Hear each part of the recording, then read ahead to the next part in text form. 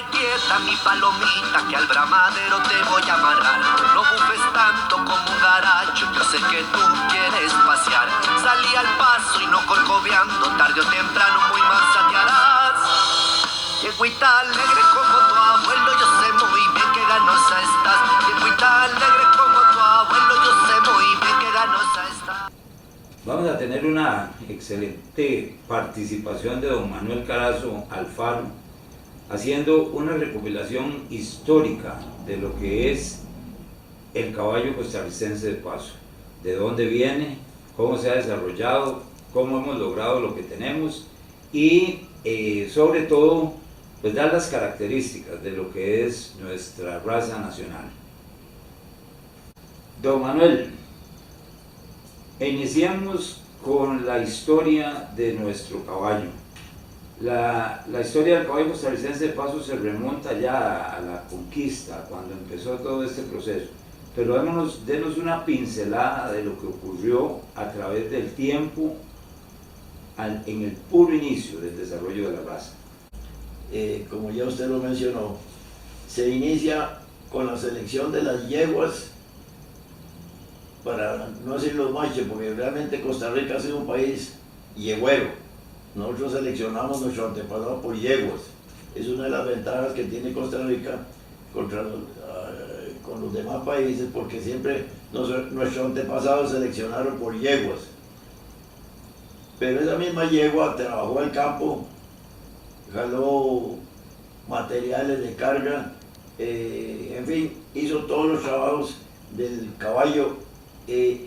Sin embargo, después se seleccionó y se fue posesionando de una condición muy especial, que es la rusticidad, la fuerza de las yeguas en las posteriores y en las manos, todas las extremidades.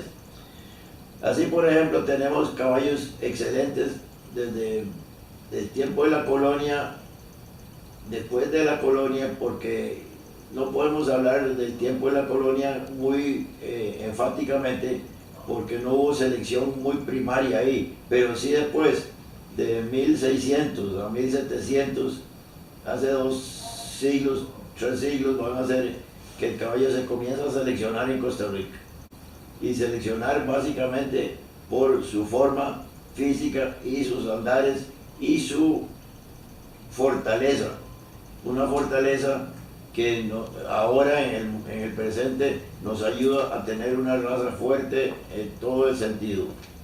De esa yeguada que quedó ahí, de lo que trajeron los conquistadores y de la que se empezó a seleccionar, como usted muy bien lo dice, sin ningún orden, se seleccionaba a gusto de los dueños, eso era lo que se hacía. Sí, la selección iba haciendo por el gusto del caballo, del caballista costarricense, que siempre nos gustó tener buenos caballos, bonitos caballos sobre todo, porque en los demás países no había ese orgullo de la belleza del caballo.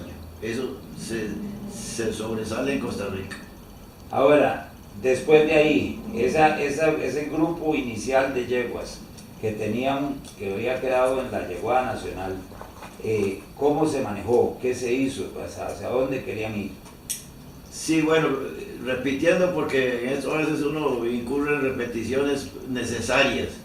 El caballo nuestro que se seleccionó por hembras en el trabajo, en los deportes, en las actividades religiosas, porque teníamos como una ascendencia española, andaluza, de celebrar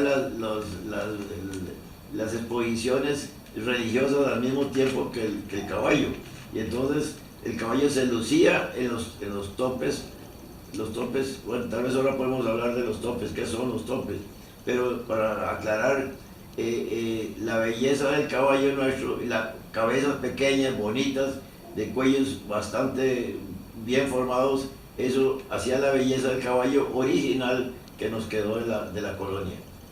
Ahora, hubo influencia de otras razas, y hablamos, bueno, específicamente de 2 razas, de la raza peruana. Cuéntenos un poco de lo de la raza peruana. Sí, la raza peruana no como raza, pero como caballo peruano que nos llegó del Perú. Es interesante, doctor, que la asociación del caballo peruano comenzó en 1400, la asociación en 1400 y resto, y nosotros comenzamos la asociación en 1972, unos pocos años después. Y el caballo que nos vino antes de esa época, en el tiempo posterior a la colonia, pero anterior a la selección que comenzó Costa Rica a hacer, eran caballos muy refinados, muy bonitos, pero tal vez un poquito pequeños. Sí, que ha sido la talla del caballo.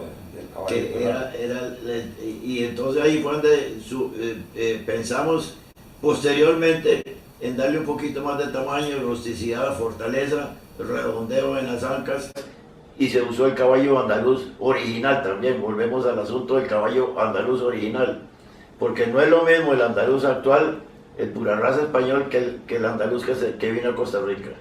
Sí, claro, porque era originario del sur de España, de Andalucía, un caballo fuerte, un caballo de no muy gran tamaño, pero sí le dio fortaleza, redondez y estructura a nuestra... Sí, es curioso, bueno, llamo yo curioso, pero buscando la selección que hubo en Costa Rica, se buscó un caballo de anca redondeada, que era el andaluz viejo. Tal vez ahora podíamos ver unas fotografías, tal vez, de ese caballo que vino a Costa Rica, como el caballo de Mariano Guardia, el caballo de los Herreros, y caballos que después trajo Beto Ruiz, el papá de Beto Ruiz. Son caballos andaluces antiguos, que ahorita en este momento ya no se consiguen en España. Exacto. En algún momento alguien dijo una atrocidad, y se la voy a mencionar para que si uno cogía un caballo peruano y un andaluz, hacía un costarricense paso. No. Y eso es totalmente una... No, porque eso es un lapso de historia muy largo, de más de 100 años. Esa selección tiene más de 100 años. Exacto. Ahora, caballos peruanos de los que estábamos hablando, que se utilizaron al principio, ya no hay. No. Y tampoco hay caballos andaluces de los que estamos hablando. Y tampoco el criollo nuestro ya no es el criollo, que es lo que hemos hablado en otras oportunidades. Es el caballo costarricense de paso. La palabra criollo tenemos que irla quitando poquito a poco, porque se metió mucho y así salió. Hay algunas razas como el criollo argentino que mantiene como raza, pero el resto de América se usó la palabra criollo y no era real. Sí, porque hay una definición de criollo. ¿Qué es lo que dice la Real Academia del Criollo? Sí, claro, que uno recurre a las enciclopedias, a los diccionarios, para ver qué estamos hablando, y no meter la pata, como dice uno. El criollo es el producto de personas o individuos europeos nacidos en América. Ok, entonces ahí queda así claro. Como el indio cruzado con el español, el negro con el mulato, cuestiones de esas. Ok, entonces queda muy claro que el criollo definitivamente es una palabra mal utilizada en el porque caballo. si queremos hablar de criollo, podemos hablar del cuartemilla americano o norteamericano, que es las yeguas californianas, tejanas con inglés. Se le metió una raza extraña o nueva y se formó una, porque las razas se forman, las razas modernas, como dice la enciclopedia, se forman con caballos de origen mixto o con inyección de otras razas, pero siempre buscando la uniformidad del animal. Sí, y la selección es fundamental. La selección. ¿Qué es lo que hemos hecho? Lo que se ha tratado de hacer en el caballo costarricense. Sí, porque en Costa Rica nuestros antepasados, como usted dijo hace un momento, tal vez no eran conscientes de lo que se hacía, pero sí eran apegados a la belleza y a la calidad del caballo que nos gusta actualmente. Ahora, después de que se inició todo este proceso, yo no tengo idea cuánto será el lapso de años que va caminando, pero hubo una época muy interesante cuando se inició a buscar el registro del caballo costarricense de paso. Sí, bueno, eso vino ya después de una famosa exposición, famosa digo yo porque fue lo que el punto medular cuando se comenzó a hablar de selección, de de una raza nuestra, propia nuestra, que fue la exposición de 1969. En ese tiempo comenzó lo que se llamó ESPICA, Exposición Centroamericana del Istmo Centroamericano, pero no nos reconocían. Por cierto, ahora podemos hablar de ese origen, de esa placa, que está en manos nuestras, y podemos hablar de, porque los juzgamientos de ESPICA eran con los reglamentos que ellos usaban en las demás yeguas, como el cuartemilla, como los caballos apaluzas, en todos los caballos norteamericanos, muy físicamente, con un físico muy fuerte, muy desarrollado, y no era el caballo nuestro de silla, de lujo, de placer, de movimientos. Entonces tuvimos que adaptar el reglamento, y fue en 1992, 20 años después de formada Azcacopa, que se logró en una reunión de representantes de Centroamérica, de la ESPICA, que aceptaran el caballo nuestro como raza. Ok, y entonces empezar a usar un reglamento propio para poder juzgar, que el reglamento era de ESPICA. Que ya lo usamos el reglamento nuestro, pero cuando venía ESPICA a Costa Rica se usaba el reglamento de ESPICA. O sea que echamos para atrás lo que ya habíamos hecho como reglamento. Sí. Las clases menores no se subdividían, eran mayores de 3 años y menores de 3 años. Pero claro, ESPICA cuando venía a Costa Rica, es que era rotativa la ESPICA. Se consideraba la exposición nacional. Exactamente, entonces siempre se hacía en diferentes países. Correcto. Y cuando venía a Costa Rica se consideraba la exposición nacional, y entonces había que utilizar el reglamento de... Claro, a fuerza. Bueno, eso ya es un poco más, es un poco más reciente, pero sí es interesante volver un poco a cómo se desarrolló el registro. Sí. Cuénteme aquella historia de cómo empezó, quiénes fueron, a dónde fueron y cómo se hizo ese procedimiento. Como ya lo mencioné, hubo contras, hubo diferentes ideas, cada criadero de caballos nacionales, que éramos muy pequeños, como es Costa Rica, pequeños, la cría ha sido manejada por criadores de 4, 5, 6 yeguas, ahora hay criadores más grandes, pero en ese entonces se buscó unir la idea del criollo. ¿Qué queríamos para el caballo nuestro? Entonces se hicieron giras a nivel nacional.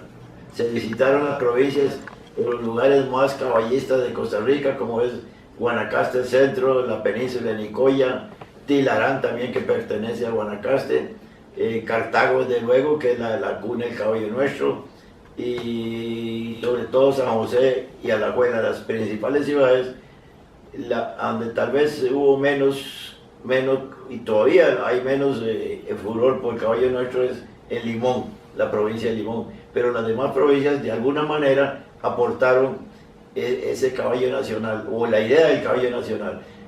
Entonces hicieron giras, repito, a Guanacaste, a los diferentes lugares de Guanacaste, como Tilarán, Nicoya, Guanacaste Centro, y se fue sacando una idea, porque no era más que una idea en ese momento, de qué era el caballo nuestro, qué podría ser el caballo nuestro, cuál era el futuro del caballo nuestro. En la asociación teníamos la idea muy firme, muy formal, pero repito que no todo el caballista nacional tenía ese mismo concepto, ¿verdad? Entonces había diferencias de tipos, de estilo, inclusive se hablaba de color, el pelaje, cosa que se desechó desde el primer momento el caballo pinto. No existe el caballo pinto en Costa Rica. Ok. Ahora, ¿quiénes fueron a esas giras y por qué? Famosas digo yo, en el sentido de que había quien pusiera el carro, quien pusiera la plata, quien pusiera la gasolina, porque usted sabe que somos muy pequeñitos en esas circunstancias. Entonces siempre había que conseguir porque plata no teníamos. Entonces las giras eran patrocinadas por el mismo creador, como Toscano Luconi, los Luconi, como los Clachar, Armando Clachar, los primos de él, don Álvaro Clachar también, que ya era un caballista conocido en Guanacaste, en Tilarán los Murillo, y así por el estilo. En el Valle del General estaba Carlos Peralta en ese momento, otro creador fuerte del caballo nuestro, y que de alguna manera la sangre del caballo ya iba a decir criollo, cómo se lo come uno esa palabrita, ¿verdad? Pero bueno, de todas maneras, el caballo nuestro se fue desarrollando a nivel nacional con un solo criterio, y eso ahí tenemos que darle un mérito especial al profesor Carlos Herrero Alfaro, quien fue el juez por 18 años consecutivos y fue modelando el caballo nuestro. De alguna manera, a través de los juzgamientos que él hizo, y que lo aceptaron, todo Costa Rica lo aceptó. El criterio de Carlos Herrero Alfaro era un criterio muy clásico, muy profesional, porque él había estudiado en Estados Unidos juzgamiento y a diferentes razas, y nos trajo nos aclaró muchos conceptos que teníamos equivocados de lo que era la cría del caballo nacional. Ahora, el mencionar a esas personas, yo creo que don Manuel es muy interesante, porque a veces uno dice, bueno, fue un grupo de gente, pero a veces hay gente que no tiene conocimiento de caballos, pero todas las personas que usted acaba de mencionar eran criadores de caballos, eran criadores, gente muy conocedora. Por ejemplo, si hablamos de don Carlos Peralta, su familia, de tradición caballista, igual los Clachar. Muy interesante, porque la mamá era la verdadera criadora, os digo, la aficionada. La aficionada de los caballos. La cría era de los Peralta, pero el marido, José Joaquín, le concedía la labor de selección de los padrotes a su señora. A doña Adelita. Sí. Exacto, bueno, igual de los Luconi también, una gran trayectoria en muchas razas, porque estuvieron Cuarto de Milla y tuvieron... Y es interesante cómo, hablando de los Luconi, cómo ayudó mucho el papá de los Luconi, don Galeano, que sin saber de caballos, sin saber de criollos, él insistió a toda la familia de que, o apoyó a la idea del caballo costarricense de paso. Exacto, eso es muy interesante. Y ellos habían tenido una cría, o sea, han estado en caballos toda la vida, porque habían tenido una cría de caballos... Tal vez, doctor, vale la pena mencionar ese punto, porque los Luconi en la zona de Guanacaste, usted sabe perfectamente que hay mucha anemia equina. La primer cría de los Luconi se acabó, eran 34 o 35 animales, ya medio seleccionados, estamos hablando de varios años, y se murió toda la cría. Después vino la encefalomelitis o equina, ¿no? ¿Cómo se llama? Encefalitis equina, y se le murió 74 animales. De la segunda vez que La segunda vez.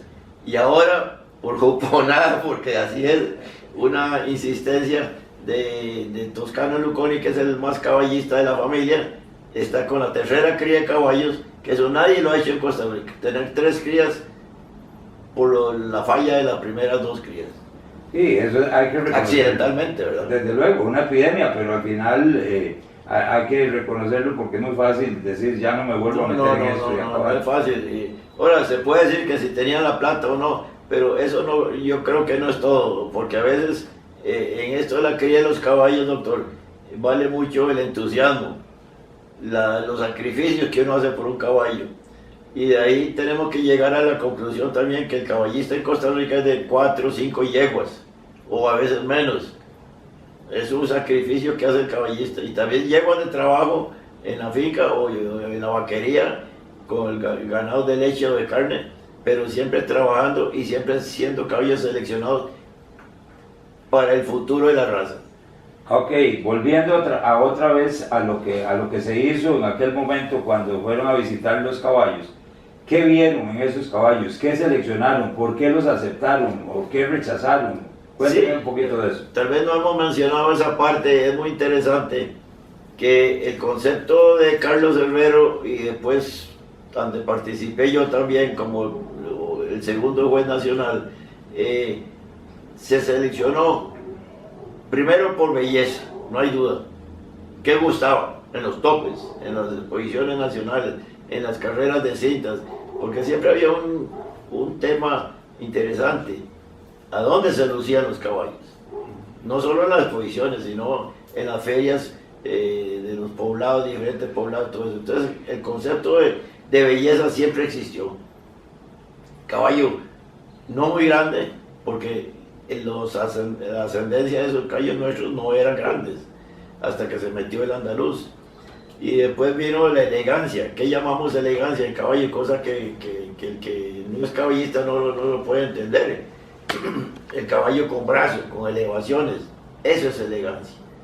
Y aquellos que tienen un ángel, como llamamos nosotros, sí, porque realmente, si vamos al extremo, el extremo de braceo, como se llama, o elevaciones en los anteriores, puede llegar a ser un defecto más bien, porque los caballos no pueden trabajar con esas elevaciones, pero como el trabajo que fue haciendo a segundo plano, ya el caballo no era de vaquería, no era de jornadas duras, no era inclusive el caballo nuestro, sí, se jugó polo con los primeros caballos nacionales. Vinieron equipos de las diferentes partes del país, como de Guanacaste, de Liberia, y traían caballos criollos. Y en esa época era muy difícil. Entonces, muy difícil me refiero a tener caballos enrazados con inglés o con alguna otra raza propia de los caballos veloces y fuertes como es el polo. Un deporte muy fuerte. De los caballos, de esa selección de caballos que se hicieron en las primeras visitas, que ya me dijo que los habían hecho por belleza, ¿qué otra cosa tomaron en cuenta entre esos animales? Y sobre todo el brío, el temperamento, caballos nobles, briosos, pero no locos, ¿verdad? Siempre se habló mucho del histerismo, el caballo histérico, el caballo nervioso, el caballo pajarero que llamamos los caballistas, el caballo que se asusta con una hoja de plátano, una hoja de unas ciertas plantas en el campo. No, el caballo que van trabajando con la oreja. Es muy interesante eso, doctor, porque tal vez los que me escuchan y han podido tener la oportunidad de andar en la noche o oscuro o a la luz de la luna, cómo el caballo trabaja con las orejas, olfateando los peligros, un barrial o un maniadero que llama uno en las vacas de leche, cómo va trabajando con las orejas y el olfato. Eso es muy interesante y eso se seleccionó en los caballos, por desgracia, nocheros, como dice en Guanacaste, ¿verdad? El registro se empezó de ahí. Esa es una época muy significativa, doctor, porque, bueno, usted ahora es parte de ese comité de registro, pero en aquel tiempo, iniciando con Toscano Luconi, hay que decir nombres, que por dicha una persona muy honesta, muy correcta, en todo sentido de la palabra, que nunca aceptó deslices de ninguna forma, ni artimañas de ninguna forma para formar el registro genealógico. Fue un registro genealógico con mucha razón de ser y por qué de ser. Y así se anduvo por varios lugares del país buscando gente formal que quisiera registrar los caballos. Me refiero que expusiera sus caballos a la opinión del registrador o el inspector que llegaba a registrar los animales, con el concepto, teniendo el concepto mental y práctico de lo que se quería, que era un caballo de belleza, de mucha calidad, de una piel muy fina. Inclusive se hablaba de los albinos, que tenemos las características del albinismo en Costa Rica, que el caballo albino tiene una piel más fina, una cola las crines muy finas, y eso hizo que el caballo nuestro, cruzado con esas características de esos caballos albinos, nos dieran unas crines sedosas, muy finas. Ahora, el registro se inició en el MAC. Sí, esa es una historia muy interesante, doctor, usted que lo menciona ahora.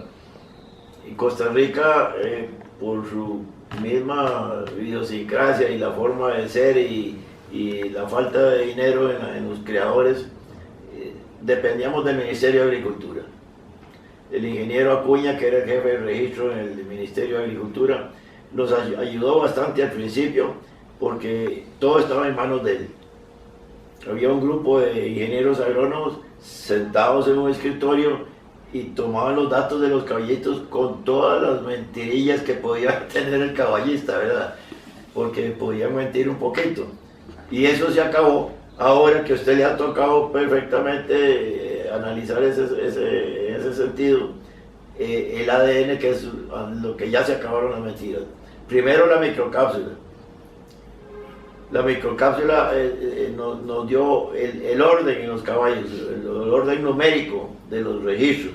Y después vino el ADN, que nos daba el orden genético. Exacto. Donde se sabía, o se sabe exactamente quién es el padre y la madre de la cría, porque el animal que nace se declara y se debe ir a inspeccionar antes de un mes de haber parido la yegua. Exacto. Ahora ese punto interesantísimo cuando usted dice que el ministerio inició el proceso de registro, el ganado y todo lo que había. Y las aves. Ah, y las aves también. Cuando en aquellos años se hacían exposiciones de aves ornamentales en el campo Ayala, por cierto, que era el único campo que había en el Valle Central, se seleccionaba, no se seleccionaba, se utilizaba las diferentes especies y razas de aves que venían al país como demostrativas de lo que era el resto del mundo. Más interesante todavía. Sí, porque los faisanes y todo eso, y las palomas mensajeras, hubo una época donde hubo mucho énfasis en las palomas mensajeras, competencias de las palomas mensajeras, competencias de resistencia. Y ahora, en ese momento, ahí tengo que mencionar, me recuerdo al ingeniero Guillermo Esquivel Boletti, que también fue parte de... Fue sucesor de Acuña, claro. Exactamente, claro. Sucesor de Acuña, que era el que manejaba el registro. Luego el registro fue pasado... Le tocó el final. El final, exactamente. Usted era ministro de Agricultura... Iglesias. No, José María Figueres, cuando nos dieron... Bueno, sí, cuando sí. nos pasaron el registro. Sí. Porque hubo una reunión en Ginebra, si mal no recuerdo. Sí. Costa Rica no fue. El representante tico no fue. Y en esa conferencia o en esa reunión decidieron que todas las asociaciones eran las dueñas de los registros. Deberían llevar con más entusiasmo y más rigidez, más control todo lo que era el registro. Exacto. Y solo nosotros quitar las no lo mentiras. hicimos. Exacto. Solo nosotros no lo hicimos, ¿cierto? Sí. Y después ya nos lo pasaron a Zacopa. Estando el licenciado Figueres de ministro, prácticamente cerró la parte que llamará administrativa del gobierno y con las razas y lo pasó a las asociaciones privadas. Ok, eso, y entonces de ahí en adelante Azcacopa empezó a tener el registro. Aquí hay una cosa que yo no quiero es que se me escape tampoco. Usted, hemos conversado, pero no hemos dicho cuál es el protagonismo suyo dentro de Azcacopa, porque yo, sin temor a equivocarme y atreviéndome a poner las manos en el fuego, Azcacopa existe gracias a Manuel Carazo, porque realmente usted ha pasado por todos los temporales, por todas las... como le llaman ahora, de estos procesos fríos de la temperatura y del clima, le cayeron a Manuel Carazo a través del proceso y se sufren en el campo también. No, es cierto, doctor, le agradezco el razonamiento que ha hecho, pero en la realidad sí, yo me siento con todo el derecho de hablar, comentar como lo estamos haciendo ahora y haciendo un poco de historia, porque la historia es muy necesaria.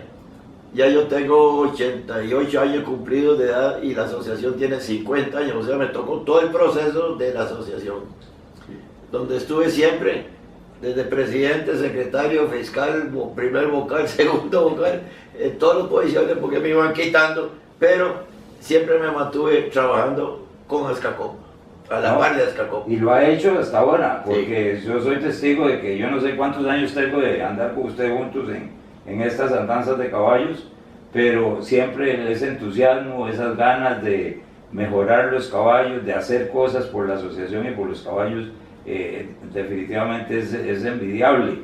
Y yo creo que a mí se me ha pegado un poquillo el mal ese suyo, pues, es contagioso. Es contagioso. Pero yo recuerdo que usted, siendo presidente, fue cuando se empezó a utilizar la microcápsula y hubo una resistencia con la microcápsula. Bueno, vamos a repetir la misma historia. En todas estas historias siempre hay una resistencia de algunos criadores y algunos que no son criadores. Me refiero a las caballerizas comerciales. En las caballerizas comerciales siempre hay una resistencia porque ellos viven de negociar caballos. Nosotros siempre tenemos dicho que si es caballista es medio andaluz, medio gitano y cuestiones de eso.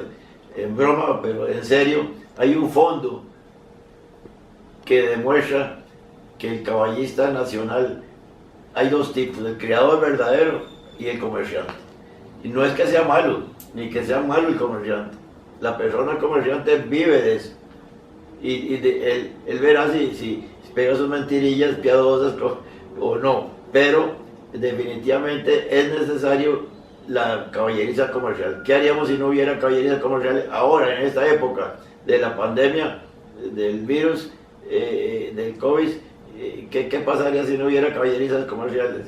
Se arruina. Porque el criador ya no quiere poner un 5 más porque está perdiendo plata. Ahora, eso también, volvemos otra vez a las cosas que son muy, muy interesantes. Cuando nosotros empezamos a cruzar, o Azcacopa empezó a hacer los cruces, teníamos lo que llamábamos animales de fundación, que eran los animales con los que se empezó, porque esos eran con los que había que empezar. La asociación, a través de los años, tuvo varios intentos de cerrar la fundación y fueron fallidos. Sí. Por lo mismo que ustedes, porque hay gente que no se pone de acuerdo. Se cerraba la fundación y llegaba una carta de fulano tal, el criador, y que mire que se me quedaron unos caballos y vuelta a abrir. Pero en ese, para allá y para acá, hasta en la tercera oportunidad se cerró definitivamente. Exacto, recuerdo como ahora que era el licenciado Rogelio Fernández, el abogado y el presidente de Azcacopa, y era presidente del comité de registro Toscano Luconi, sí. Cuando se cerró definitivamente la fundación. Un gran logro, Manuel. Sí, porque la gente no sabe lo que eso vale. Exactamente, la gente no sabe lo que eso vale. Después de la fundación, que eso yo no me acuerdo exactamente cuándo fue, pero por ahí hay que buscar ese dato exacto. Y de ahí más adelante empezamos en el 2001, que ese sí lo tengo muy presente, cuando empezamos a hablar del ADN. Y yo creo que ese ha sido el mayor logro de Azcacopa. El mayor logro porque definitivamente las falsas inscripciones o registros de los caballos eran basadas en la mentira del creador. Mentira piadosa, repito, con mucho respeto para los criadores profesionales, para los comerciantes profesionales, pero que realmente nos hacían daño. Claro. Porque ahora podemos hablar de caballos de Janicio, de la Cota, de todos esos caballos históricos que, si bien se sabe de dónde nacieron o cómo nacieron o por qué nacieron, qué cruces tenían en sus ancestros, pero ¿quién lo prueba? No hay prueba. Exacto. No hay prueba. Entonces hay que aceptar lo que diga el dueño y punto. Exacto. Ahora, hablemos un poco de animales específicamente. Hablemos de los primeros animales, el CIN, el registro número 1. Sí.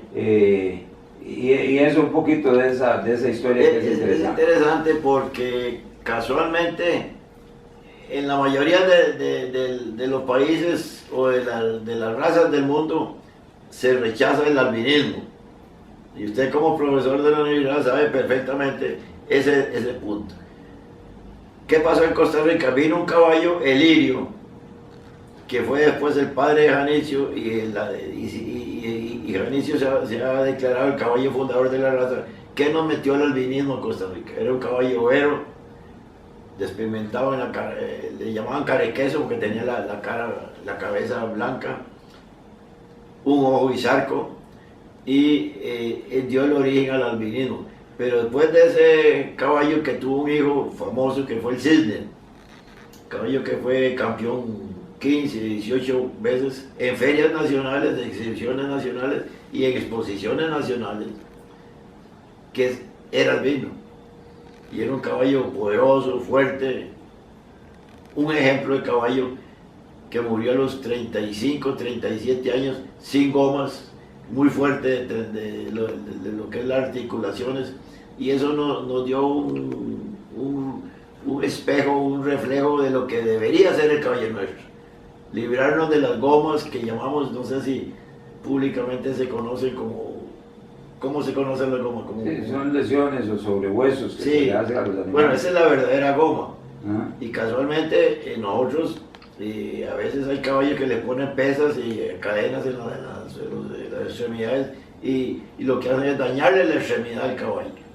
Pero para el comercio eso es importante porque le dan elevaciones al caballo, pero es injusto, es inmoral decir que la cadena produce un buen caballo. Exacto. Totalmente de acuerdo. Totalmente de acuerdo, tenemos que estar que eso lo que produce es daño físico en el animal. Y por ahí vienen las gomas, que son esas lesiones que se hacen ahí, claro. Y entonces los menudillos son muy Pero sensibles. por desgracia, y digo yo por desgracia, la afición nuestra del caballo nacional, igual que en el resto del mundo, tiene deficiencias. Y una de las deficiencias es el desconocimiento de lo que es la verdadera cría del caballo. Un caballo sano no es lo mismo que un caballo débil. Un caballo con buenos movimientos no es lo mismo que un caballo patizambo con problemas de aplomos. En fin, cuestiones de esas. Caballo con pecho de paloma, que no dan un tranco bien dado. Cuestiones de esas. Que eso se toma en cuenta en los juzgamientos. Entonces fue cuando Carlos Herrero, que fue el primer juez, y ya lo repito, por 18 años consecutivos, nos enseñó que todas esas cosas no debían de ser, y se quitaron. Los primeros juzgamientos de Carlos Herrero eran quitar defectos. Suena raro, pero esa era la verdad. Había muchos caballos defectuosos. En aquel tiempo se usaba sentar el caballo de atrás, pero era una necesidad, porque el caballo era débil atrás, entonces lo ponían inclinado y no caminaba el caballo normalmente. Cuando vino Carlos Herrero comenzó a hablar de que el caballo tenía que verse naturalmente, sus andares naturales, elevaciones naturales. Y eso es fundamental. Y claro, por eso es que hemos tenido un avance impresionante en lo que son los juzgamientos y cómo han ido evolucionando. Bueno, porque se le hizo caso a Carlos Herrero. Y Carlos Herrero fue un hombre de mucha visión. Él tenía su preparación académica en Estados Unidos, pero igual me pasó a mí. Los juzgamientos que yo pude conocer en Estados Unidos, y hasta participé juzgando caballos de otras razas. Pero eso había que aplicarlo al caballo nuestro. Y gracias a eso es que hemos llegado a donde estamos. O sea, esto a lo que quería llegar con esta conversación es que el caballo costarricense de paso no sale por el azar. No. O sea, es un proceso. Ese proceso de selección tiene más de 100 años. Empíricamente, medio profesional al final y más profesional los últimos años. Ok, hablando de caballos viejos, hablamos del Cisne, hablamos de Anixio, hablamos de la Cota, algunos otros que le vengan a la cabeza a usted que han sido íconos en el... Bueno, hay muchos caballos, Guapomoso, los del el doctor Badilla, legendario, la legendaria que eran hermanos. A mí me tocó juzgar 2 hermanos campeones del doctor Badilla, criados por él, y los 2 fueron campeones, la hembra y el macho. Cosa que muy rara vez se ve. Hermano completo. Ahora, que si tenían defectos, claro que podían tener defectos, pero el juzgamiento era juzgamiento, había que sacar lo mejor que había en el ring. Eso es también muy importante. Sí, eso es muy importante porque no todo juzgamiento se cree que es la perfección del caballo.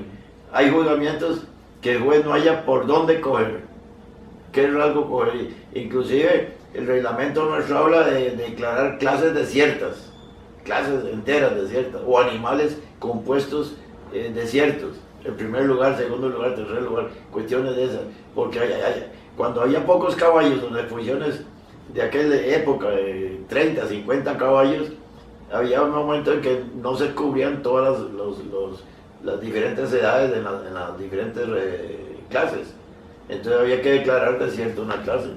Pero gracias a Dios eso se obvió o se evitó mucho con la selección de los animales. Sí, ahora tenemos prácticamente animales dentro de las exposiciones que son muy homogéneos, sí. Difícilmente habrá que dejar un... Doctor, hay un caso interesante, no sé ahora la exposición, yo no la vi la última vez de ahora de diciembre, que ya hace 3, 4 años, como usted estuvo viendo la guía de la Yala del año pasado, y solo había 4 caballos de fundación o algo así. Exacto. Eso demuestra que ya la fundación no existe. Y ahora, otra cosa, no solo la fundación no existe, en esa misma exposición que estuvimos analizando la guía usted y yo, llegamos a la conclusión que solo los animales de la última clase, de la clase I, eran animales que no tenían ADN, sí. Padre y madre con ADN, lo cual quiere decir que gracias a usted, gracias a don Carlos Herrero, gracias a todas las personas que han venido elaborando, trabajando para la asociación sin intereses personales, que es el problema. Esa es la otra situación que ahora yo me jacto de que he sido entrenador de algunos de los jueces modernos, y ahora la asociación tiene 4 jueces oficialmente nombrados, que son el ingeniero Mora, el ingeniero Vargas, Fernando Vargas, 2 veterinarios como Luconi y doctor Cubero. Don Manuel, bueno, ya vamos concluyendo con la conversación. Nos queda la celebración del 50 aniversario del Azcapopa. Sí, muy importante. Yo acabo de mencionar que a mí me ha tocado todo ese proceso, y entonces creo que es no solo importante, es necesario que la gente sepa a nivel nacional y centroamericano, sobre todo, porque la raza está conociéndose apenas en parte centroamericana, en Centroamérica, pero es necesario que ya la raza salga y se exporte al público extranjero, ¿verdad? Como ahora se están mandando caballos a México, se han mandado a Estados Unidos, se mandó una partida fuerte una vez, unos 25 caballos a Ecuador, a Chile, en fin, ha sido tanteo de exportación. Deberíamos mencionar algo muy importante, que su hermana fue la primera exportadora de caballos costarricenses de paz a Estados Unidos, ¿cierto? Mi hermana exportó 3 animales a California. Que Dios goce su... Que Dios goce, sí, acaba de morir, pero era una entusiasta y montadora tremenda, ¿verdad?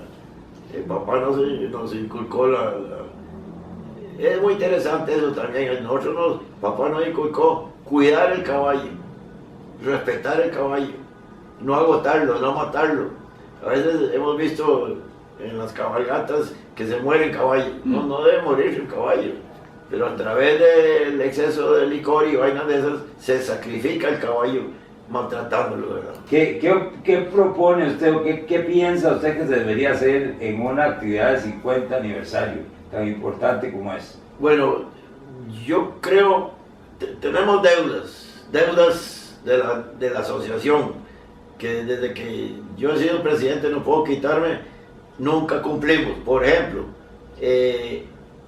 el delegado nuestro en Panamá, que logró inscribir la raza como raza, el arquitecto Brenes, no se le ha hecho ni un homenaje. Debe haber un homenaje público, o por lo menos privado, pero oficial de la asociación. Existe también homenajes que se han hecho a algunos caballistas, o digamos a don Héctor Zúñiga, que le cantó a la mujer y al caballo en todas sus canciones. Se le hizo un homenaje una vez privado en una casa, pero nunca se le hizo algo público. Son cosas que ya él murió y todo eso, pero son homenajes que no deben postergarse para el futuro. Y entonces deberíamos, ¿qué cree usted que se va a hacer? Yo creo que si se hace un desfile o una homenaje a la raza nacional, hay que hacerlo personalmente con diferentes individuos que nos han ayudado a través de los años. Y eso debería ser en Cartago, porque es la cuna. La cuna del caballo nacional es Cartago. Quieres pasear, salí al paso y no corcoveando, tarde o temprano muy manzatearás. Yegüita alegre como tu abuelo, yo sé muy bien que ganosa estás. Yegüita alegre como tu abuelo, yo sé muy bien que ganosa estás. Anda tranquila mi palomita, yegüita blanca y bien finita, que honor a tu raza siempre le das. En topes y en cabalgatas tus cascos se escuchan sin cesar. En topes y en cabalgatas tus cascos se escuchan sin cesar.